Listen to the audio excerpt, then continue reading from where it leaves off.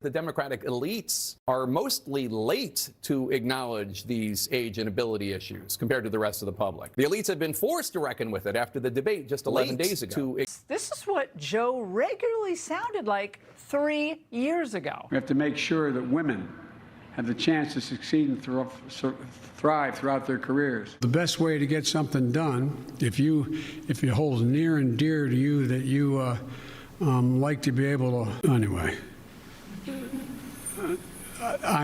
We're going to get a lot done. Why didn't a single reporter at that presser ask Biden what just happened there? Why did they all dismiss concerns that a man who had been in Washington for 5 decades had to use note cards for even the most basic policy questions?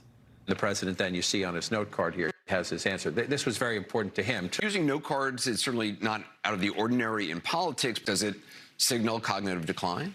I don't think it signals cognitive decline. And frankly, people who are many decades younger even often use note cards. It is not unusual for White Houses or city halls or gubernatorial offices to try to get a sense of what reporters might be asking. Look, we saw Donald Trump with his hand-scrawled note cards. You know, there were images of that constantly when he would be at events.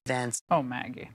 And while most Americans were stunned to watch Biden's meeting in Rehoboth with the pavement, not the Biden enablers. You know, Joe Biden falls off his bike. Breaking news at 11. At least my guy can get on a bike and doesn't have to take a golf cart around a world summit. And you saw the president take a few hops up and down to try to show that he was agile and feeling okay after that fall he had on the bike yesterday. Okay, all right, there he is. Okay, a very athletic President Biden. I'd forgotten that one. And of course, America was supposed to believe that it was perfectly normal for a grown man to get confused about how to exit a stage and then on that same stage to shake hands with an imaginary person or even wander off in diplomatic settings. A lot of fake or cheap fakes as we look at some of these falsely edited clips that the Trump campaign have been putting on to put him in the worst possible light.